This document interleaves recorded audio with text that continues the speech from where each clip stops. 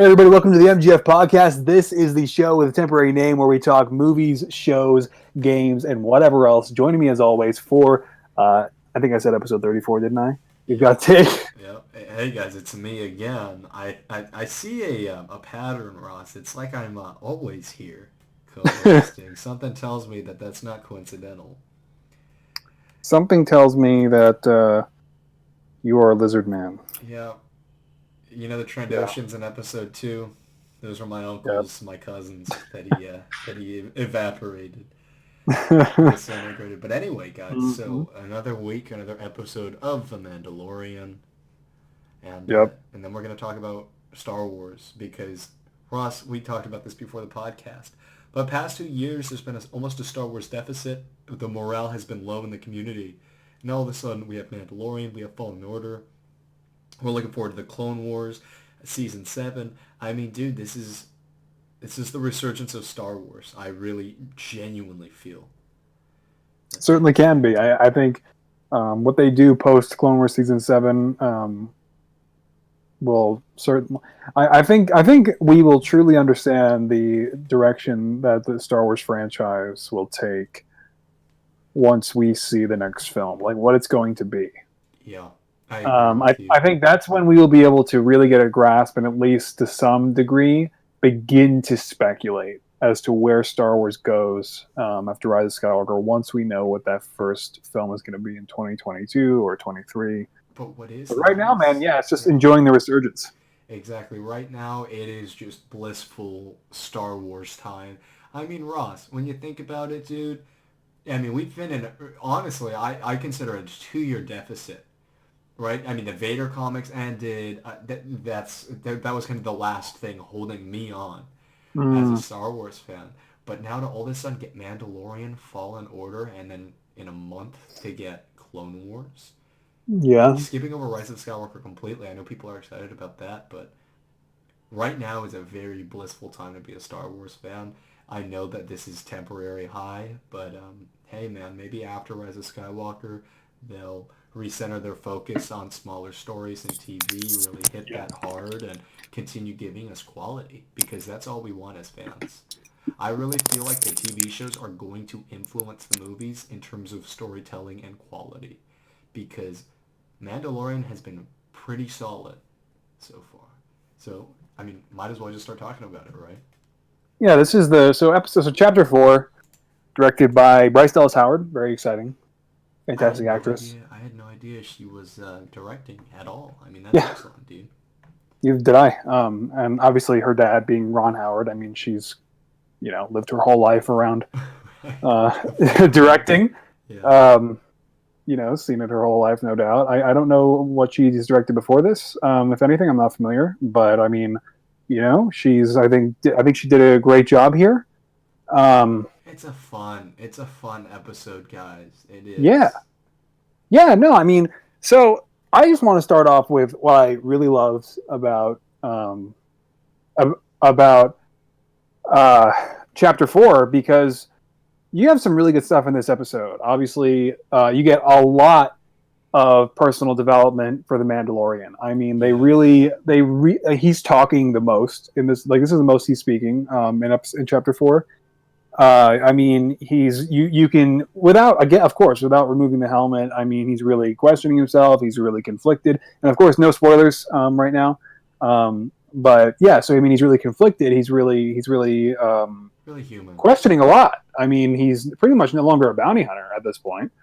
I mean, he's really having a change of heart, probably in pretty much all directions, and considering all options for how he's going to not only take care of Baby Yoda, but how he's going to, um, you know, survive and live a new life, and questioning everything. But then also Gina Carano as Cara Dune. I mean, Cara Dune. I mean, I would say she is everything that I was hoping for, as far as just her performance, her charisma, her strength as a former rebel shock trooper. I mean, you feel it, you believe it. She's genuine and fierce, and I love her character already. It's everything I was looking for. Um, She's very much a cliche character, but at the same time, yeah, this is Star Wars. That's to be expected, and I feel like yeah, she's her being a rebel shock trooper is such an interesting perspective, I Right. think. Um, just seeing this new kind of strong character. We've never really heard anything about these rebel shock troopers. We can assume they're somewhat, clone commando like in terms of how she's talking about them. So it's really Yeah. interesting to see that perspective, I think. And then this is Baby Yoda's best episode. I mean, Oh yeah. he is the cutest in this episode. Like right when you think he can't get any cuter, I mean, he is just like murdering you the whole episode with his adorableness. It's like it's horrendous the whole time. I mean, it's nuts. And it's, I mean, Baby Yoda and his new iconic meme that comes from the episode now is just fantastic. I mean, he's great in the whole episode. I mean, the way he interacts with the villagers. I mean, the way he just walks around now casually with the Mandalorian and their dynamic together. It's excellent, man. I It's mean, such it is a just excellent. Yeah, it's a very intimate episode, right? We're very much seeing the thoughts and body language and behavior of the Mandalorian, of Baby Yoda. It really explores. I don't want to say it explores their dynamic, but it explores their characters separately and how they come together, which is ultimately what dynamic is. So I appreciate it. Yeah, no, I mean, it's fantastic. And yeah, so I mean, he's what's the planet called? I forgot. Oh, I have no idea. It's like something, something, Um, something. It has it's some just weird it's just names. a Earth-like backwater planet. That's really all it is. Um, but yeah, so I mean, he lands, and obviously we'll talk spoilers now. By the way, so You wanna spoiler you wanna warning. move over there? Yeah, I really don't have anything else to say other Yeah, than no, it's that's just fine. kind of the episode is very filler and just not as creative, I would say, as the previous filler episode, which Yeah, we'll talk about more. I wouldn't But say I don't think this episode is as filler as episode two. yeah, that's fair. Personally, I That's fair. I I do prefer this one to episode two. I really enjoyed this episode because it is Star Wars antics. Yet at the same time, we need to keep in mind that there are only 8 episodes Right. in season one. This isn't Clone Wars with 16 episodes that are 20 minutes long where you Yeah. can do this kind of stuff. I think this is a good episode. It's not a completely nothing episode. I feel like this episode is necessary, unlike episode 2, because of a few reveals towards the end and a few dynamic, I guess you could say, situations that are set up, dynamic between Baby Yoda and the Mandalorian. Yeah. So it is a necessary episode, but it's an 8 episode season. You shouldn't waste Right. time. And I remember going into the Mandalorian. I always thought that it was going to be a tight 8 episodes, Yeah. and it's really not. It's really not, and we were proven wrong there. And I mean, it's I just as long as it doesn't become a problem, as long as we don't look back in hindsight and look at the 8 episodes and be like, oh yeah, 3 or 4 of those episodes were mostly a waste of Nothing, time. yeah. Right. But what's nice, Um. dude, is that we do get this exploration and we do get these character development moments in this Hmm. episode. So it's not ultimately nothing, but it's like 60-40, I would say. 60% Right. unnecessary, 40% necessary, which is a lot better than, like, I don't want to bash The Last Jedi because everybody does it, but I mean, when you look at Star Wars, and I think that's why people are so happy with this show, is Yeah. because The Last Jedi and even The Force Awakens, there's a lot of time wasted. And I feel like we're very easy on The Mandalorian because not as much time is wasted. But you still have that Right, and you've got 40% a lot contract. more time. You're not dealing with a 2.5 hour runtime. I mean, even Right. so, 8 episodes, that's still, 8 hours to work with essentially. And Not it's not the even end of the that. world. Yeah. It's not the end of the world if, if like a third of that is stuff like this. Right. It's enjoyable, guys. It's entertaining, and it's more entertaining than anything else Yeah. Star Wars in the past 2 years, so it's still good, I think. So, yeah, I mean, it's a good, fun episode. And to move over into spoilers, though, now, just so we can kind of talk freely about it. Right, here we If go. you, if you have not seen Chapter 4, this is your spoiler warning.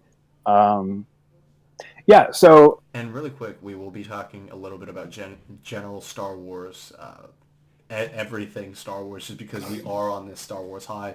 So check back a little later on the podcast. Skip forward maybe 40 minutes or so. I don't know how long we'll be talking about this, but you will see the graphic change, of course. But anyway, Sure. here's spoiler. Yeah. So again, I mean, I love the personal development with the Mandalorian. I thought the implied potential relationship stuff was a little bit strange, and it's not that bad. It would have been weird if it was out of left field. And when I say okay, so let me rephrase. It would have been bad if the Mandalorian was kind of buying into it more. Like he was very clearly cold and not, and he wasn't engaging with it. But I mean, it was happening to him. He wasn't creating it, and I feel like if he was seeking her out, it would have been an issue. Yeah, so I didn't actually have that big of a problem with that.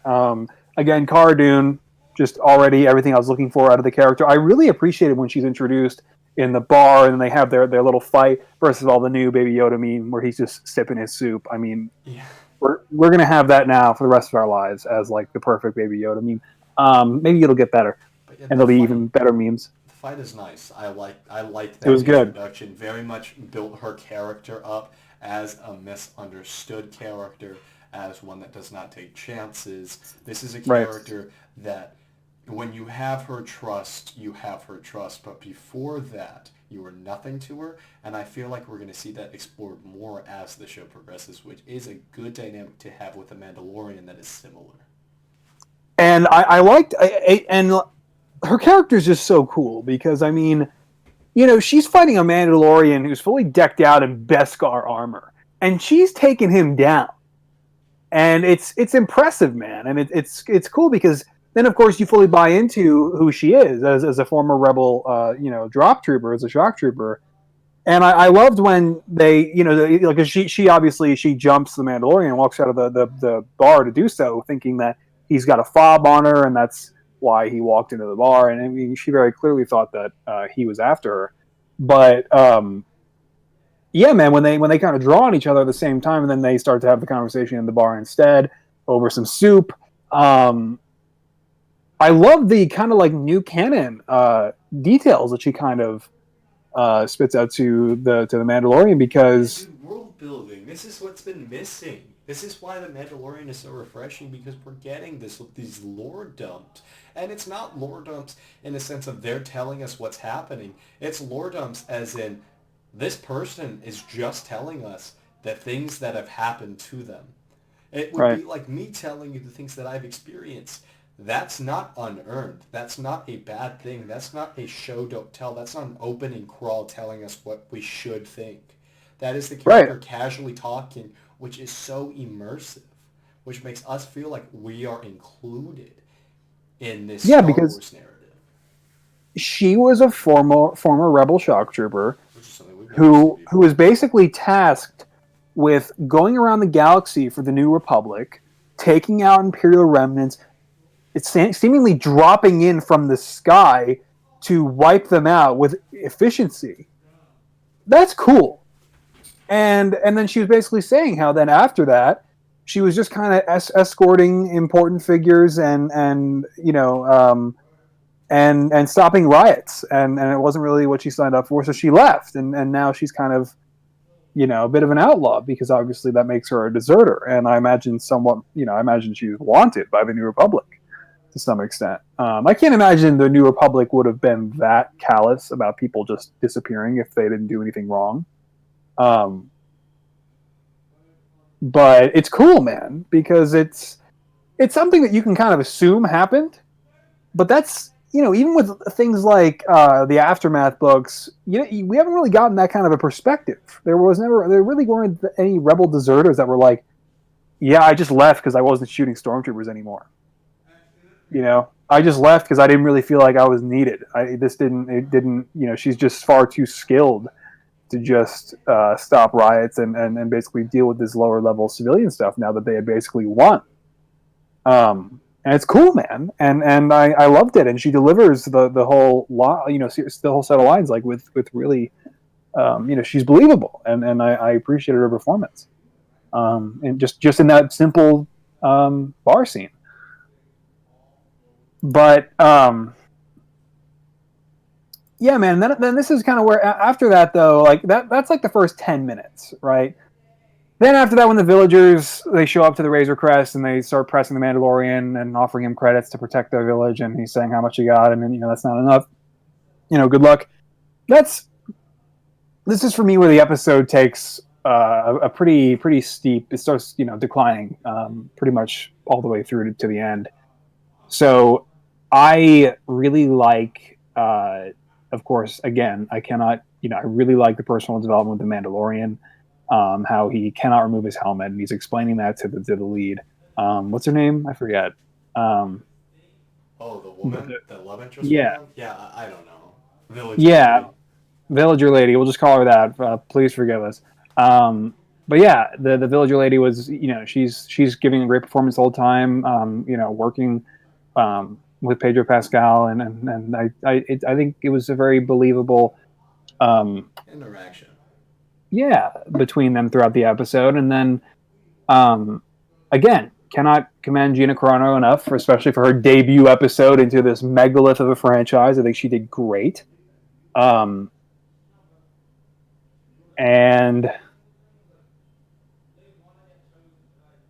it's just, despite getting all of that and the ATST set piece, listen, man, I love the episode, and especially visually, but to not beat around the bush anymore, this was so cookie cutter and just so by the books, beat for beat, ripped from Seventh Samurai and just ripped from, that episode of the Clone Wars Bounty Hunters in season 2. I imagine Dave Filoni brought some inspiration from that onto the set. I was just surprised, Tate, because even in episode 2, when you are doing your first filler episode, right? It's the Mandalorian and the antics with the Jawas, right? You still got your first sandcrawler sequence where he's climbing up the side of it. You've got the Mudhorn sequence. You've got all this cool stuff. You've got Baby Yoda being revealed to be the Force-sensitive kid, right? You've got it's a filler episode where not much happens to the story, but it's littered with creative elements to keep you engaged in the Star Wars universe. I thought that was completely absent in this episode. Aside from the ATST, there's nothing creative about this whole damn episode. I was shocked. Yeah. It's like the imagination just left the room. The most imaginative part of the episode, obviously, the ATST. That was very well done. Fantastic. The ATST is great. I thought the bar in the beginning kind of blurring the lines between civilized planet and primal planet, tribalistic planet, was nice. When you look at it more, I guess, in the abstract. Sure. The fact that these are fully tribal farmers, I thought was refreshing. When you look at that Bounty Hunters episode, I mean, dude, I'm coming off the heels of that. I'm rewatching Clone Wars right now, for everyone watching. But in that episode, Bounty Hunters, dude, they're using technology in their farming. These people we saw in this episode were not at all. So there's this optimism I feel towards this episode, where I feel like it's very cookie cutter, but the characters make sense. The situation is justified. It feels natural, in my opinion, but we've seen it before, and the reality of it is we've seen it before.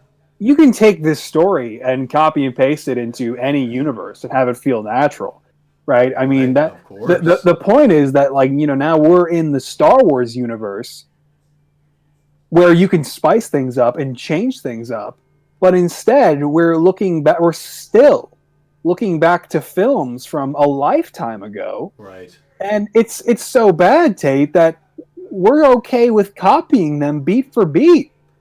I think that's a huge problem. I think the fact that we're seeing this in the first debut multi-million-dollar Star Wars series sets a very scary precedent for the future. You're right.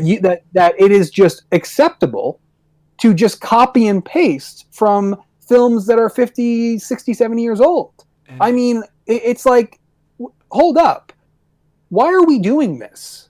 I think it needs to stop, because it's like, we should be developing the new classics. We should be raising the bar. We should be setting the standard for the next generation. For the next generation, exactly. What is this? Why is this acceptable that you can have a whole episode that does this and just copies older films beat for beat? It's not an homage. Yeah. It's not okay. No, it's not creative. It's not innovative. Yeah.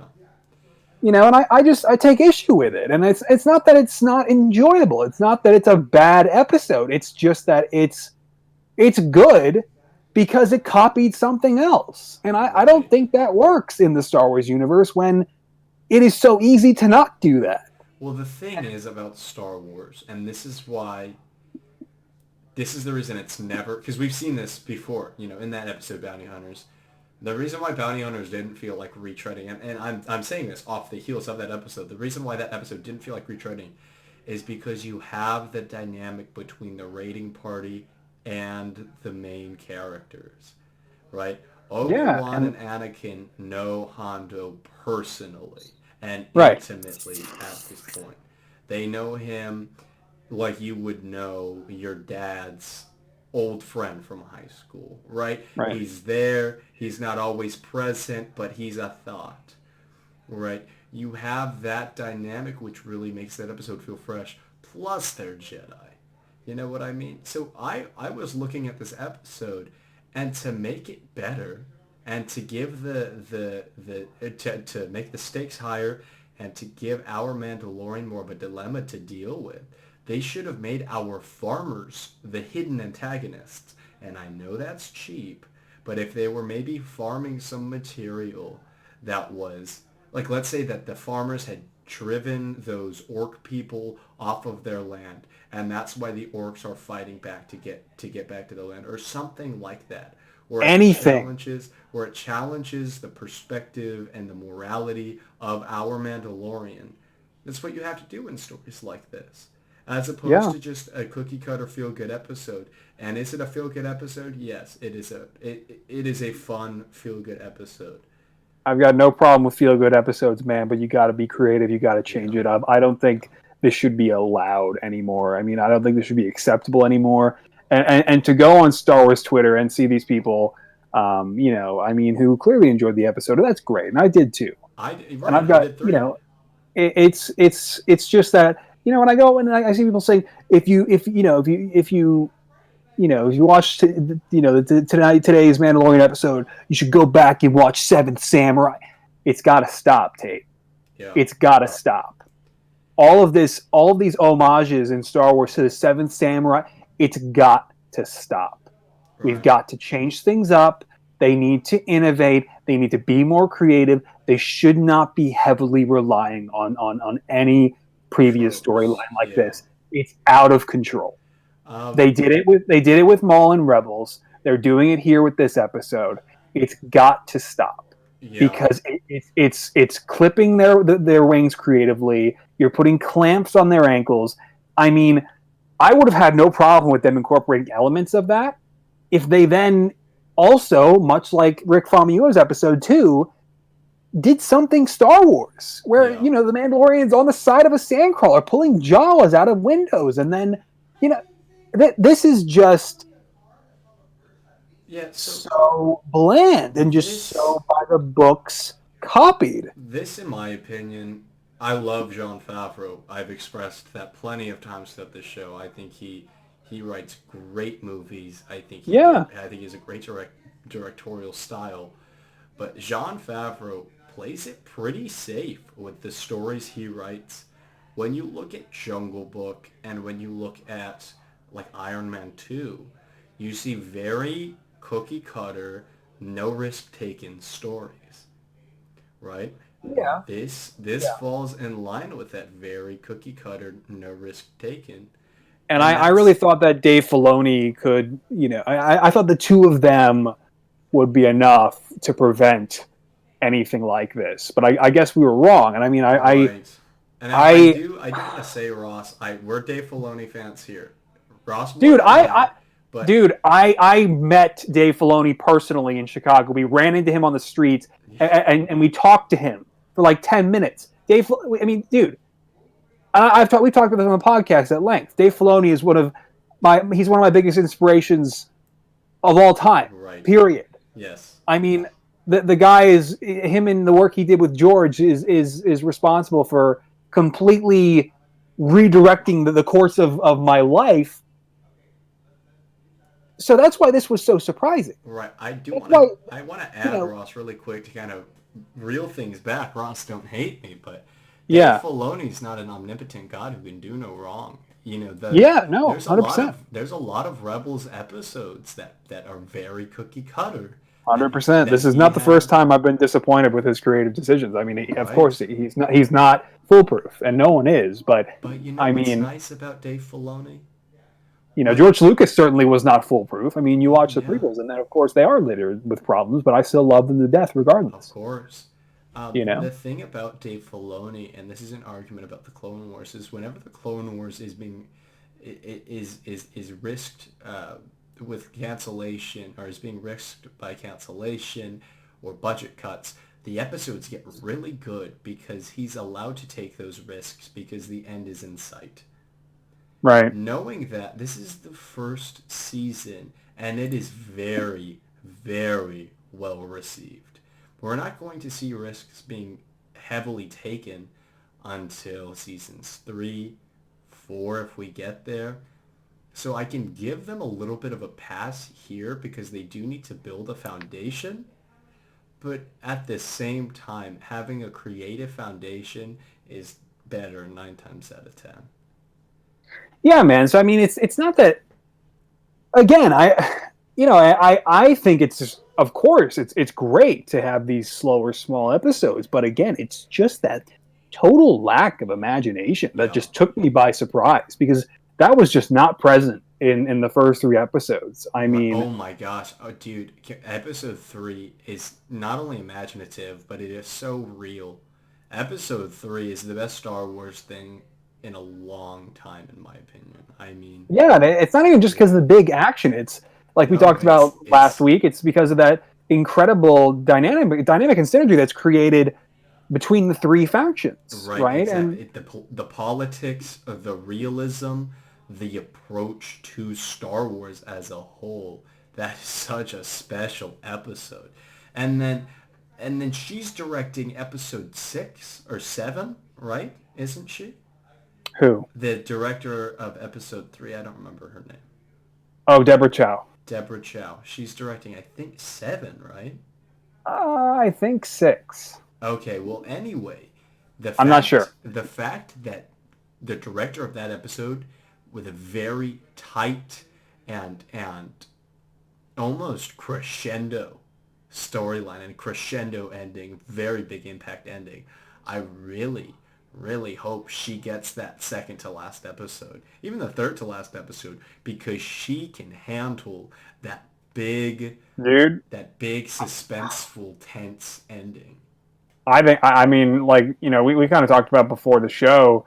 We're curious to see what Taika Waititi does with the finale, because I mean, I think Deborah Chow made it very clear with episode 3 that she's more than equipped to do, you know, not just like to do the perfect combination of something of these smaller personal scenes and then also the big major set pieces.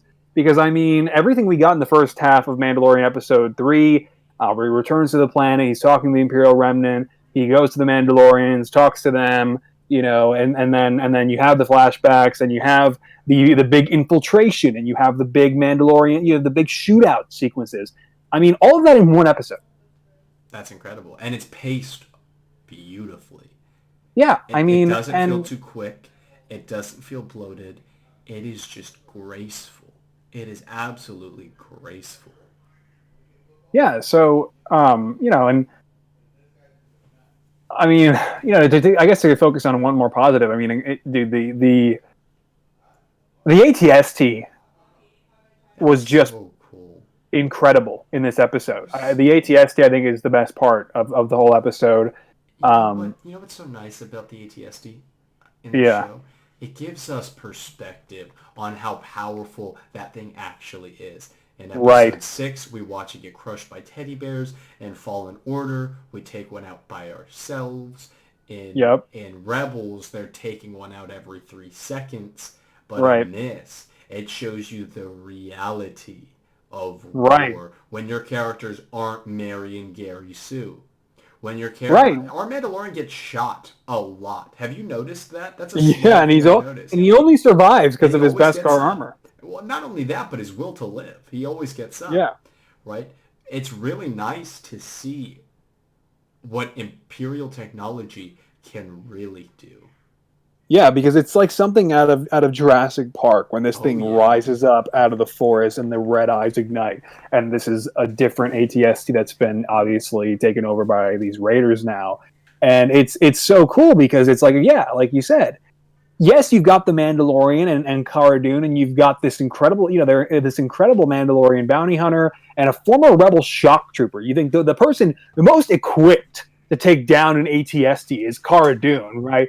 But even so, it makes it clear that, it's something that has to be done with a team, or you have to have firepower. If you don't have either of those things, you're not taking down an ATST. And so they have to, set up a basic trap with the water and kind of figure things out and do and be more creative. And I think that it's really cool, man, because yeah, and all throughout Star Wars media, you're surrounded, we're always following characters that take down ATSTs like they're nothing. Whereas here, I mean, you think the same might happen, but then the ATST looks at the water and then stops. Like those orcs inside don't fall for it. Right. And the ATST only ever steps forward once to get a better angle on Cara Dune.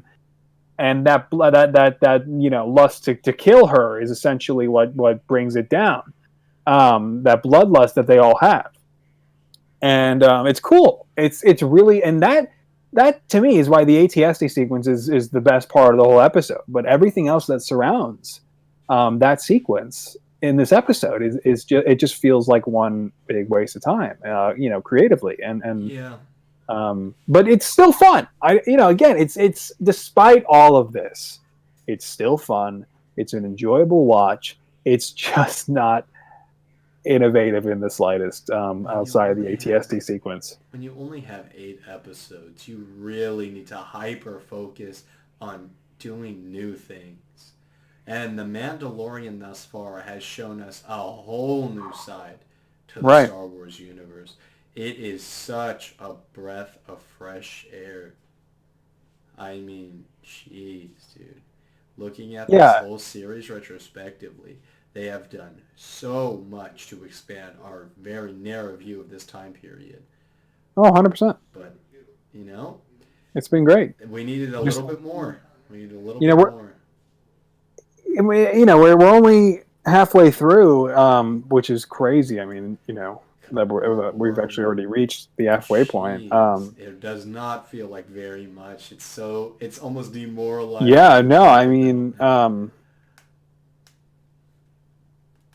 so when talking about episode 2, when they did that their first smaller scale episode, I remember, I think we talked about it on the show, but I certainly talked about it with my buddy Corey, where it's just like, if they do another episode like this, it would be a problem. And I knew that, but it's just when they actually, getting to this episode now, it's worse than what I was expecting. I mean, but I'm hoping episode 5 kind of reels things back in. I'm okay with going back and forth between the bigger story episodes and then the smaller, lighthearted episodes like this, but not if creativity leaves the room, man. Because this was shockingly bland for most of the episode. All right, you do have standouts. You do have Lake Yoda with the kids. You do have the Mandalorian being a human being. You have the ATST, but is that enough? I mean, that's honestly for you to decide, and I think Ross and I have shared our perspective on that. Yeah, man. So that's really, that pretty much encompasses my thoughts on the Mandalorian. Chapter 4. I hope Bryce Dallas Howard comes back. I hope that they brought her back on board for season 2 to direct something a little better. Yeah, I'm gonna pull up the director list really quick because I wanna look at this. Are we confirmed for a season 2? By the way, I believe. Oh yeah, dude, they're already well into the shoot. Oh yeah. Yeah, dude, that's rad. That's so rad. All right. Yeah, Jon Favreau's been posting pictures left and right already. Let's see. And how great is that Baby Yoda animatronic, man? I mean, every episode it just does something new that you have no idea it can do. Oh, Deborah Chow is doing episode 7. So Which one? She's doing episode 7. So we are going to see that big suspenseful conclusion to that episode that'll bring us into the finale. That's great. Sure. Yeah, and I knew Rick Famuyiwa had one of those episodes. I just couldn't remember if it was episode 6 or 7. But yeah, it's 6. Dave Filoni should have. He has episode 5. He should have gotten episode 8. So here's where I'm concerned. I don't want to talk spoilers, and I guess this is kind of a spoiler if you don't even want to know the synopsis for next week's episode. Oh, dude, I would rather not. Yeah, but I mean, it doesn't sound great, Tate. Okay. You know what? And if you've seen the trailers, like, you might be able to somewhat infer what it's going to be, and if the assumptions are correct. For episode 5 specifically, right? Yeah, I hope I'm gonna look it up. Better than my assumptions. And I don't mean to make assumptions, but based on the synopsis and then based on some snippets from the trailers, you can kind of put 2 and 2 together. And it's like, we'll see, man. But at the end of the day, this series is an absolute gift. I mean, despite this one episode, falling well beneath expectations, this is still fantastic. I think both Tate and I cannot wait for the future of this show. I mean, we are still moving full steam ahead to December 27th. Ross, it's going to be awesome. I see what you mean. Are you talking a single sentence synopsis? What'd you say? Are you talking about a single sentence synopsis for episode 5? Essentially. Right now. Yeah. That's the kind of, but okay, guys, going off of what Ross is saying, we need inventive storytelling in Star Wars. We need to not retread things that have been retread. And I'm looking at synopsises for 5 and 6, and those seem like very much Star Wars stories we've seen before. But I read the synopsis for episode 6 as well, and 6 sounds like it's got a lot more breathing room than episode 5 will. We'll see. Okay. I have nothing to base that off of other than just assumptions and little snippets from the trailers, so I could, and I hope I don't know what I'm talking about at all. But we'll see, man. We'll see. We have 1 week before Mandalorian Chapter 5 arrives. I mean, at the end of the day, man, I'm just looking forward to seeing more of Dave Filoni's work behind the camera, right? You know. Right. Oh my gosh. Does he have a creative role on Obi-Wan? Do we know? Dave advises on everything. Right. So let's hope. You know, it's similar to George Lucas, right? It's like he's involved, but pretty much, you know, he's there, and he's still dipping his finger into the pie, right? We need Dave Filoni and Jon Favreau to take the Kevin Feige approach and to take that position, because I feel like together, you know, you have Dave Filoni being the protege of George Lucas himself, and then you have Jon Favreau's decorated career behind the camera, right? Right. Having the two of them usher in a new Star Wars, a new era of Star Wars, I think is a great idea. It could be as organized as the MCU if they just... And especially because they are Star Wars fans, right? Oh yeah. And they are Star Wars fans that know what they're doing, and that's is in marketing. So important.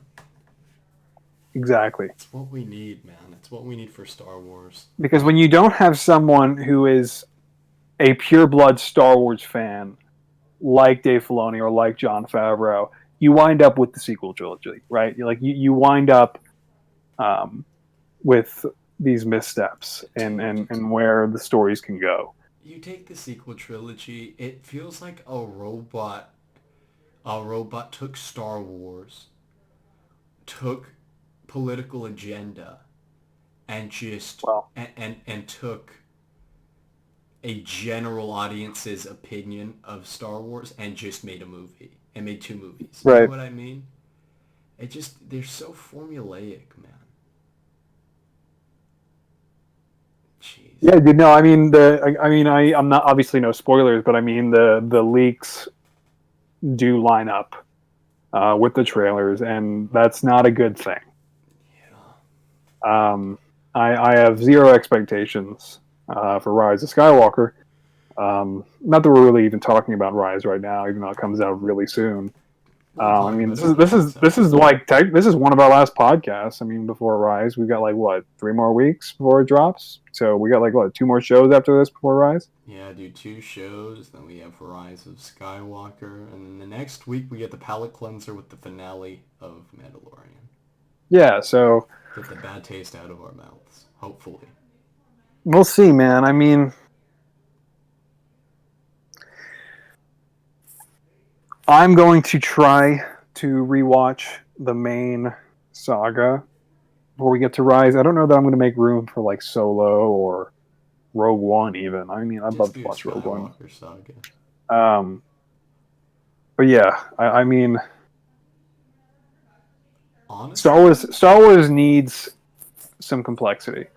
Star Wars needs the basic structure and the complexity, right? And the sequel trilogy has so far really failed with both of those, right? You've got dysfunctional, broken characters, a dysfunctional, broken story, and a lack of detail running throughout the films. Yeah. And that's such a highlight of the prequel movies. You have I mean, they're not executed well, except for Revenge of the Sith. But you have a basic story, and then you just have a complexity in terms of the lore and the things that are happening to the characters. Before the show, Ross and I were talking about how compelling the rise of the Trade Federation, the forming of the Separatists, and then the dissolution of the rebellion is. I mean, at the time, in 1999, when Legends were a thing, right, when Legends were canon, and we saw all of these things, it's just so fascinating. And honestly, we just don't get that with The Force Awakens and The Last Jedi. They're so disconnected from the rest of the universe. I know people dislike the politics in the prequels, and maybe there was too much of it, but... Oh, sure. I mean, and a lot of people would argue that's a good thing, that Disney has separated themselves from all of that deep world building and all that detail. But the first 3 had it. But you see, The Mandalorian, at least the first 3 episodes, represents the perfect balance for how you still keep those things in naturally, even when you are focusing on these smaller stories. Yeah. And the Mandalorian, Rogue One as well. The Mandalorian is sitting at the cantina table and talking about how Imperial credits aren't worth much anymore. Or talking about Grief Karga is saying, if you got a problem, you can go to one of the core worlds and report it to the New Republic. And the Mandalorian says, that's a joke. Little things. That's all you need. It doesn't have to be, to go into Coruscant and floating around the Senate chambers for 10 minutes at a time. But just little things like that I think is so important. And the detail is important. But even if you skip the detail in the Star Wars universe, at the very least, you have to have functioning characters that make sense for at least how they came to be and why their values are the way that they are. And then have some kind of basis for some overarching story that doesn't waste time on menial BS and subplots that don't amount to anything, that don't instill anything in your characters. That it baffles me. It baffles me, Tate, that we have these conversations time and time again, and it's not that we want to be lumped in with the fandom menace and those psychos, but Tate, all I'm advocating for here is basic character development and just basic maintenance of the world building that's already been done. Yeah. It's not much. No. We're not asking for much. And a functioning story. Those are three very basic things that I would argue any form of media has to do right. It doesn't just go for Star Wars. It goes for all of film. If you don't have functioning characters, if you don't have a functioning story, if neither of those two things make sense, the characters or the story, and then if you don't have the detail, I mean, and you can't get, and the audience can't be immersed because they are now feeling disconnected from what came before, it's like, how are we the villains for just pointing these things out? And that the thing is, you know, these are basic foundations for any film or any show. Just to cross one thing off that list, because it is so frustrating. Writing a compelling story can be hard. Writing a good character can be hard. Oh, I'm not saying any of this is hard, Tate, but they're being paid millions of dollars to sit there in a room for weeks to go through that process. But you know what's not hard at all? To add nods to the world, to add details. Instead of having a character drink some random drink, have them drink blue milk, because we know what that is. Instead of having characters holding random guns like they do in the sequel trilogy, have them hold upgraded guns we've seen before. And there's no excuse for the lack of continuity in Star Wars. We want to see things we've seen before, and we want those things to have evolved naturally. The thing that frustrates me so much about The Force Awakens and The Last Jedi, more than the subpar story, more than the subpar characters, is the fact that in our world, look at an iPhone Classic and then look at an iPhone 11. You can tell that they're both iPhones, but there is a stark contrast between the two. Yeah, and if we apply like Star Wars logic, to iPhones, it's like we would then, like, say we're in Star Wars on a canon timeline. It's like, oh, well, iPhones stayed and looked exactly the same from the first model because technology reached a point and then stagnated. You know, it doesn't make sense, right? Especially it's irrational. In Mandalorian, we see things like the carbonite chamber being miniaturized and being portable. Just as effective carbonite, but now it's portable.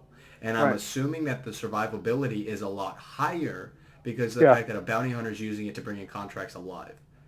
Right? That's a big one.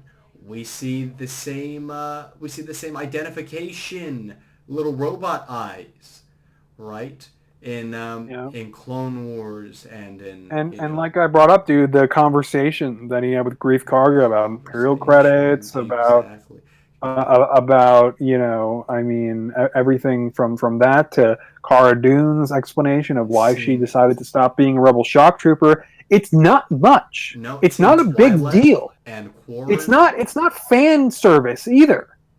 It's not. No, it's just the ability to write. Or to write organic interactions that make sense in universe. Look at Mandalorian, Clone Wars, anything like that, and then look at Last Jedi and The Force Awakens.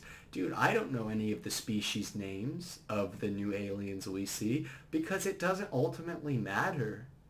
You know what I mean? In Mandalorian so far, we've seen Weequay, we've seen What's Amagundai? What's his species with the horns? He's a Nikto. Nikto. We see Nikto. We see Weequay. We see Quarren. We see two Kubas, right? You know the snout goggle wearers. We see Twi'lek. We see Jawa, obviously, and we Hmm. see new things. We see Blue Fish Guy. We see the little tiny spaceman with the helmet on in episode 3. We see IG-11, which is an evolved IG unit.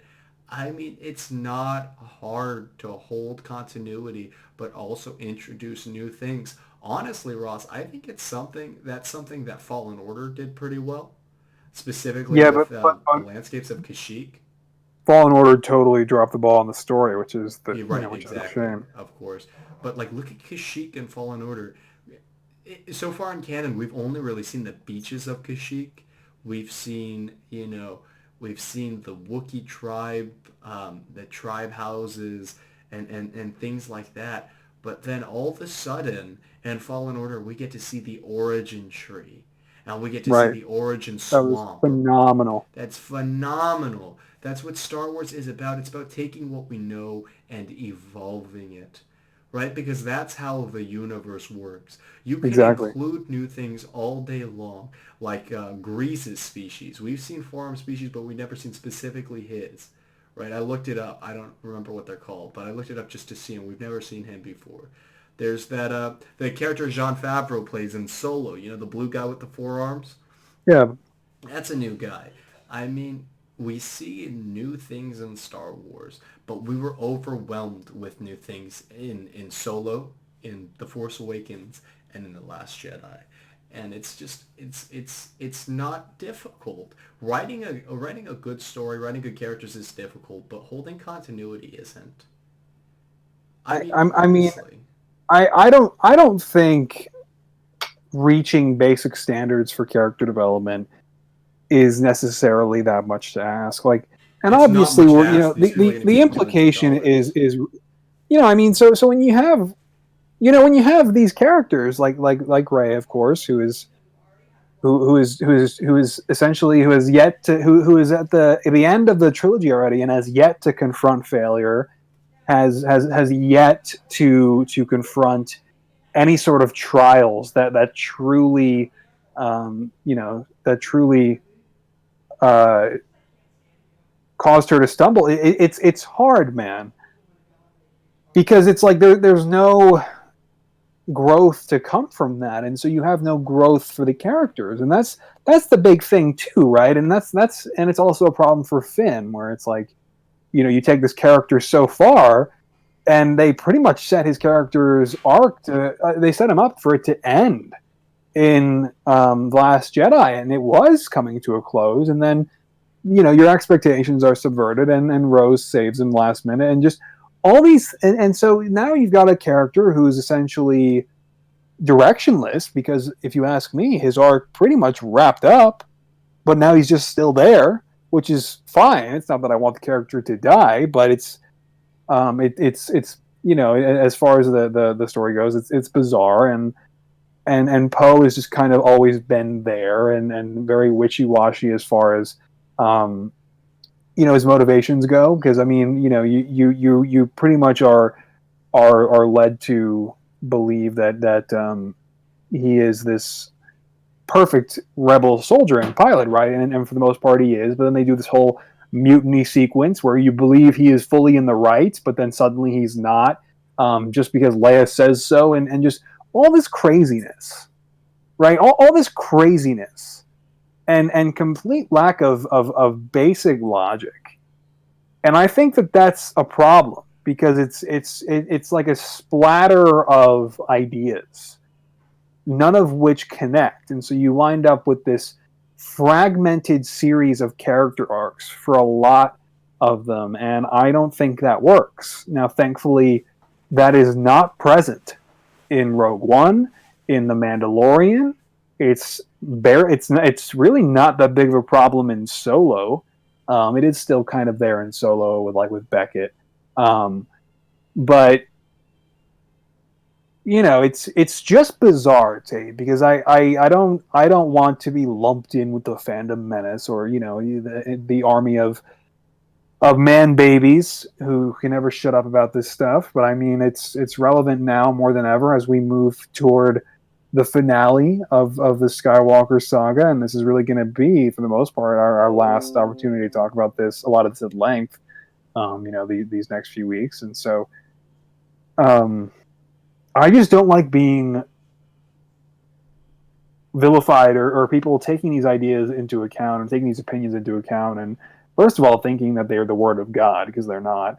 But then second of all, just making like people out, like us out to essentially not understand Star Wars or be too cynical or too negative, when all we're asking for are basic functioning character arcs, a basic functioning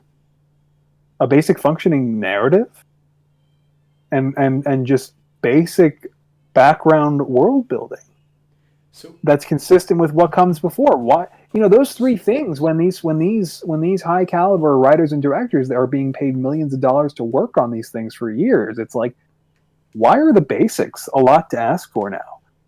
Why are we accepting of just negating the basics?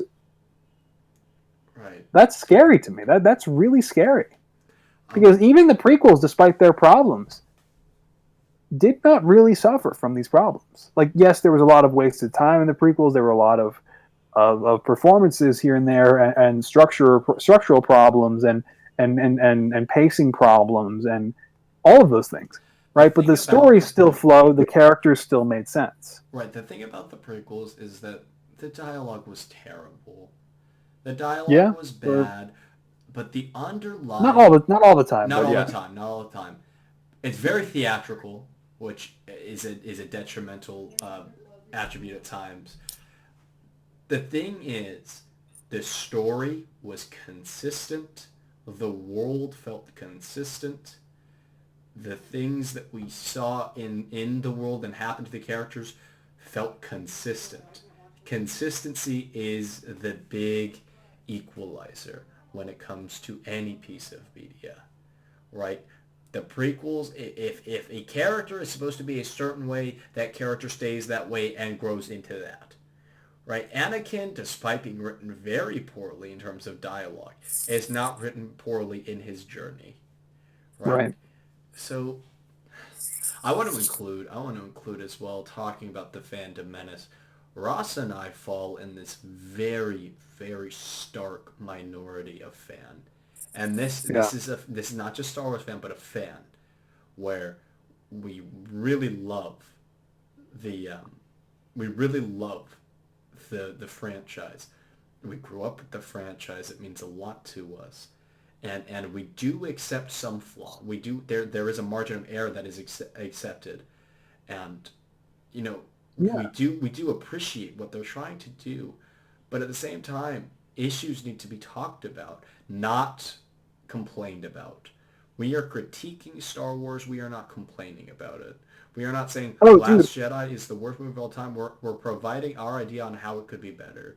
I'm At saying, the end of the day, man, I mean, the little Ross who was looking for the episode 7 DVD but couldn't find it after watching the whole saga for the first time, is still living the dream. oh I mean, yeah, the fact that all of this is even happening is a dream incredible. come true. But again, just asking for basics in film to be fulfilled, I don't think should ever be considered asking a lot, or should ever be considered being too negative, or certainly completely copying and pasting the plot of a film from a lifetime ago to be overly negative or overzealous. It's, I don't think that's justified. I don't I think agree with you, and and I want to I include. yeah, I want to yeah. include. So there's this big issue within Pokemon right now, where the new game just came out. The new game is being very well received, even though it's a very poor game. It's a very Oh, it's, poor. yeah, from the story, yeah, the narrative standpoint. Oh, well, from a narrative standpoint, from a gameplay standpoint, the game is technically bad. The game is not great.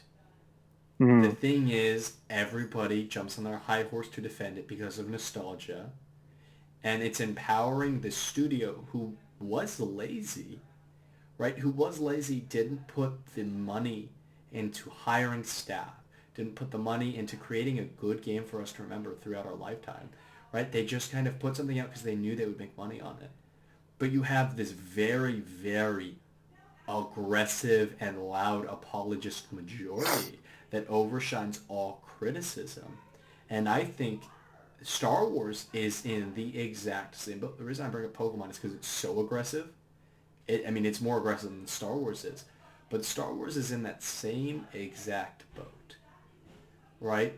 Yeah. There's this over-aggression, there's this lack of acceptance, and there's this lack of almost compromise amongst the community and the studio, right? I feel like detailing the problems of Star Wars is absolutely 100% necessary because maybe a future executive at Disney is a viewer of the podcast, and maybe they'll look at this in 30 years when it comes to the next Star Wars movie. Who knows? But if you allow these issues to go unheard or just starkly complain, you have a Pokemon situation where the studio does not care and is just putting out mediocre games because they know they can. Cash grabbing because they know they can. If Star Wars dissolves into that, we all lose. Right, and that's exactly why it's important to voice these criticisms. You know, when this stuff becomes so apparent, and that's why I try, and I think we both try to make sure that we at least insert as many disclaimers as we can.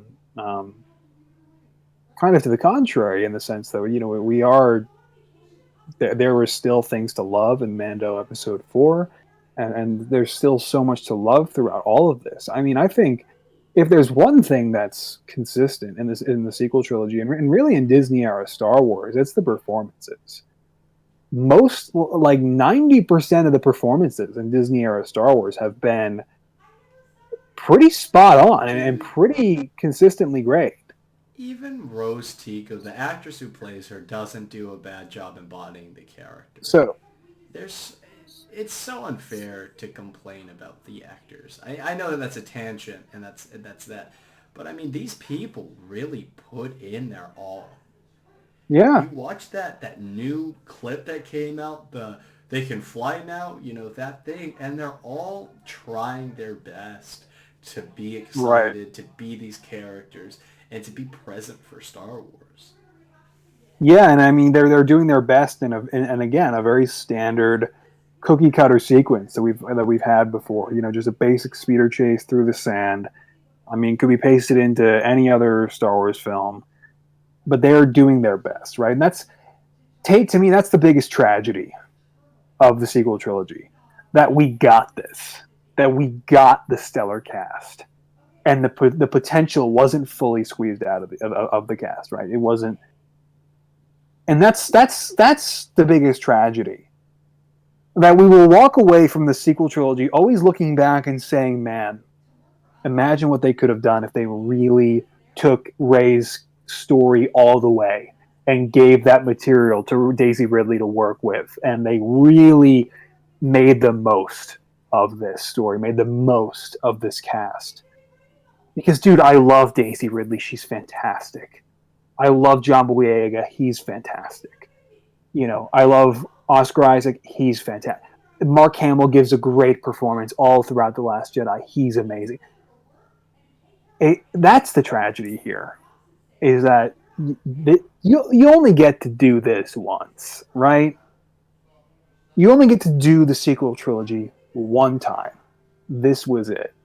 And there will always be potential left on the table. And it's not to say that just happens everywhere all the time with everything, because of course it does. But not so egregiously so, where it didn't have to be nearly this bad. Yeah. You know what? And it's not like I'm saying like, oh, I have all the answers and I've written out a full framework for how I think the sequel trilogy should play. No, I haven't given any thought to that. It's just recognizing obvious missteps Yeah. That didn't have to happen. And Yeah. and it's like even if Rise of Skywalker somehow winds up being the ultimate definitive perfect film, you still have The Last Jedi. You know, you cannot escape that crevasse in the middle of these two films, Force Awakens and Rise. It's like you have the beginning and the end. I want to add something really quick. Yeah. I'm not a fan of the MCU because I think movies should be able to stand on their own. Movies should be solid on their own without any context. But when you do have an epic trilogy like this, you run into a really stark problem. The Last Jedi and I would say The Force Awakens and especially The Last Jedi really rely on the other movies. I don't think The Force Awakens does very much. I think that stands on its own fairly well. But The Last Jedi just needs another movie. And no matter how good Rise of Skywalker is, it will always be weighed down by The Last Jedi's need for it, right? When you look at Star Wars, the original trilogy, into a certain, and honestly, yeah, the prequels as well, turn on any of those movies, and at least you'll have a complete story. Right. Turn on any of those movies with and complete characters who are people, right? Right, with people. Now, are these people really good at everything? Yeah, but whatever. Anyway, well, I don't know. Luke gets the shit beaten out of him a lot. I appreciate Luke as a protagonist for that reason. And honestly, Anakin does as well when you look at the physical trauma in episode 2 and the mental trauma in episode 3. Yeah, they get beaten down. So, dude, I mean, even Obi-Wan confronting his failure as a Jedi Master, obviously it's really not highlighted, but it's clearly something he thinks about. Clearly something, that you know, I mean, character in that moment. Yeah. You feel the regret for Qui-Gon's death. I mean, there are so many moments all throughout the prequels where you feel pain, where the characters become people. And again, Tate, we're just talking about basics, man. Oh, I'm not even demanding some overarching, massively politically complex story like the prequels. I'm just looking for basics here, man. Yeah. You know, and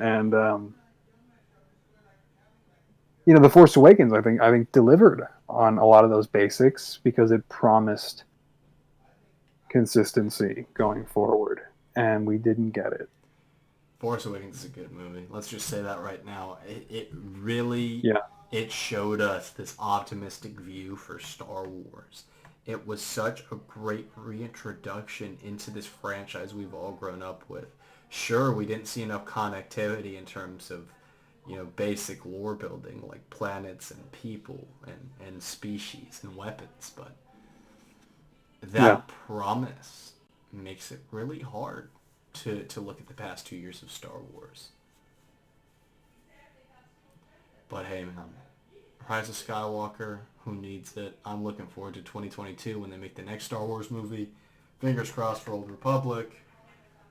That would be incredible. I think it's time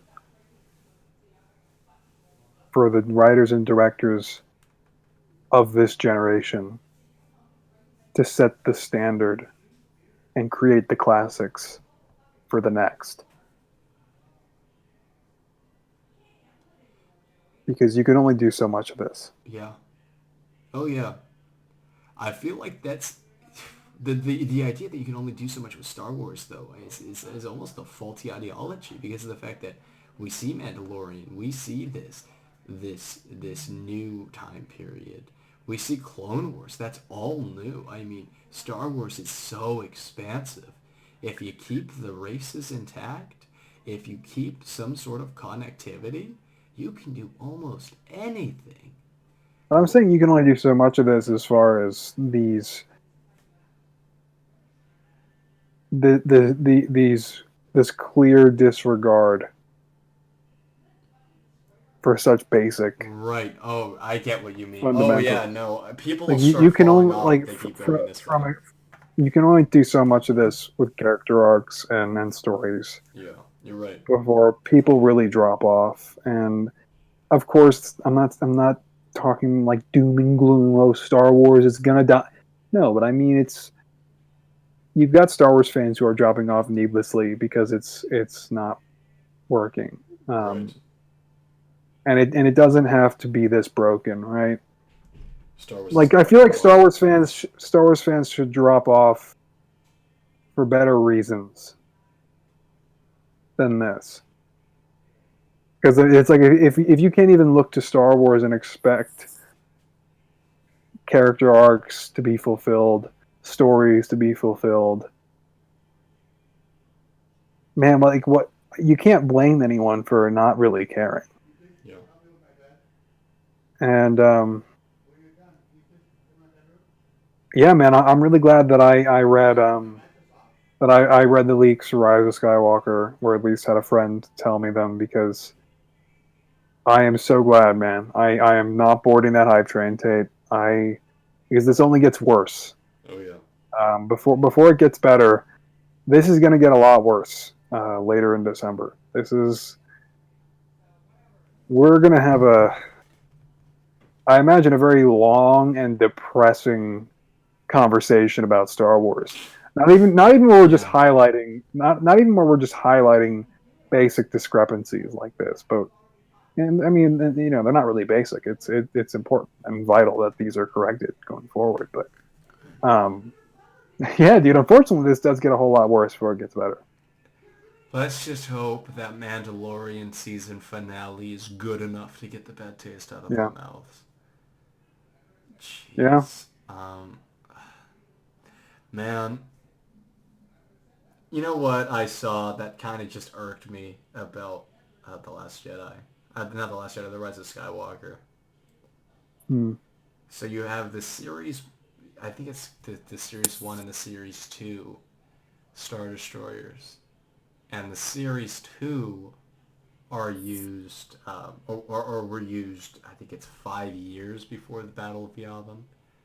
Hmm. And man, in The Last Jedi, why do I keep saying that? In the Rise of Skywalker, all of the Star Destroyers in Palpatine's fleet, they're all Series 1 Star Destroyers.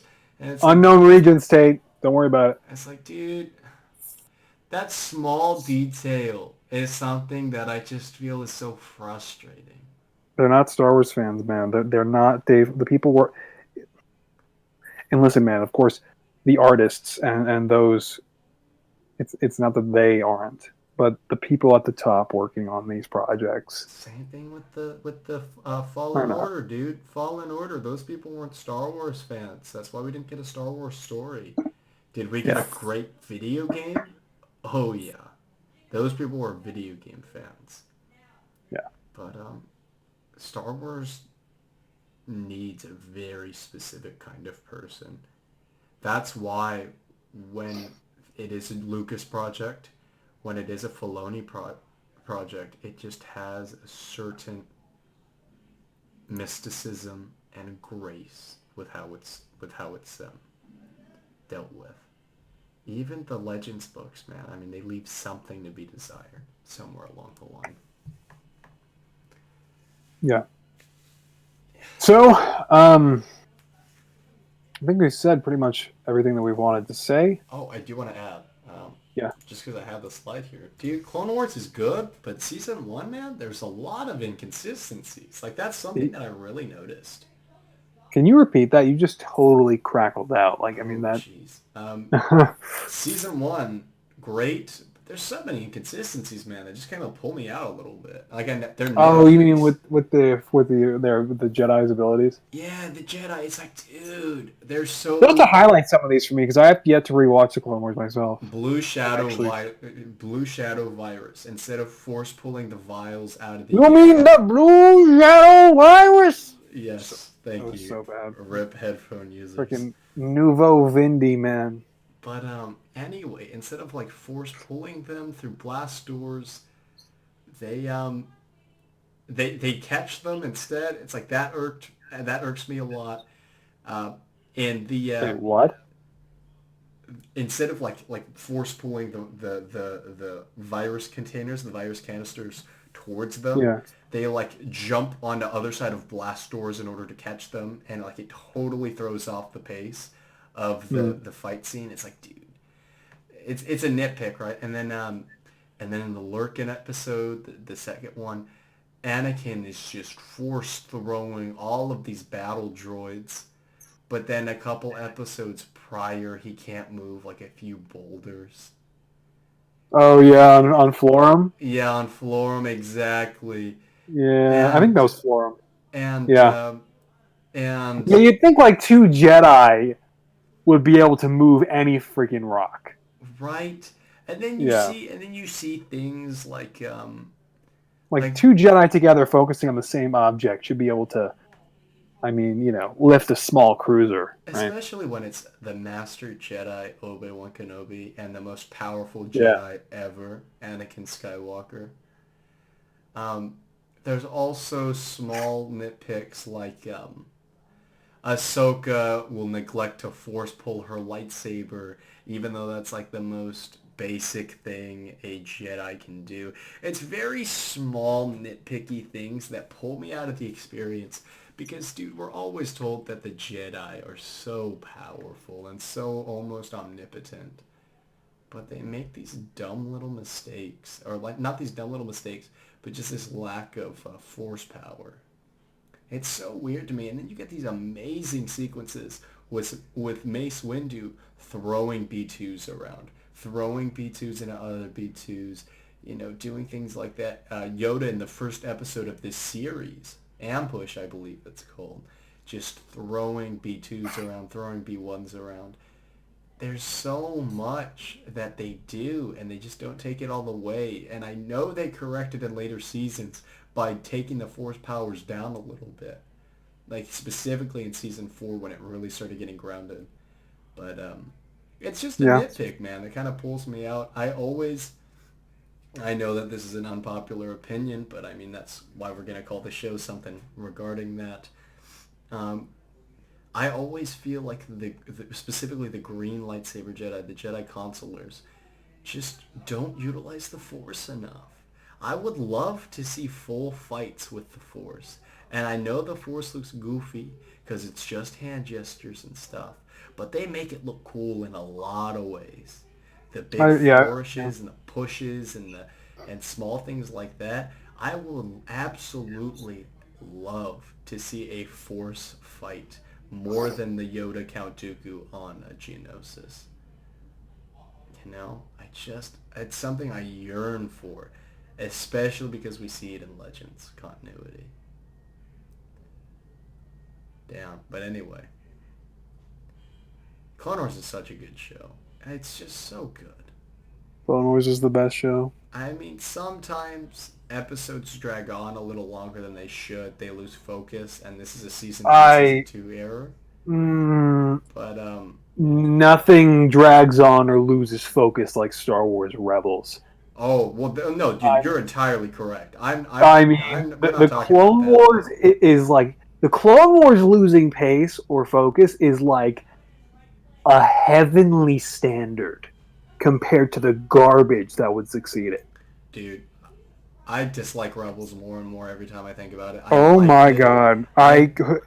There's certain things I like. I love the twin sons interaction between Obi-Wan and Darth Maul. I will never break my standpoint on that.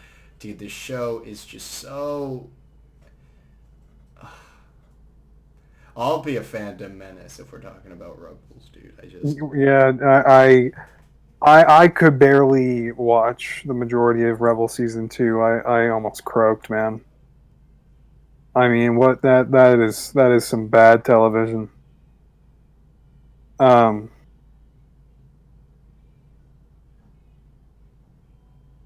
yeah. So, that being said, Tate, it has been fun. Yeah, dude. On this Saturday night, as we've pre-taped this episode. Yeah, because I am going to Mexico. I'm going to Cabo San Lucas.